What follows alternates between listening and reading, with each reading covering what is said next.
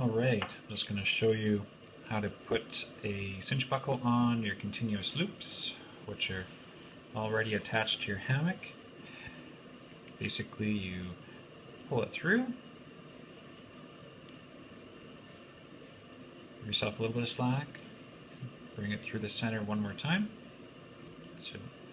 and then give yourself a little more slack. You need enough slack to go around the buckle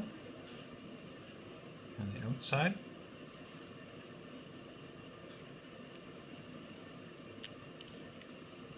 And then you just simply pull this, and you can tidy up the knots so it comes around the outside and then looks nice and clean. Pull it snug.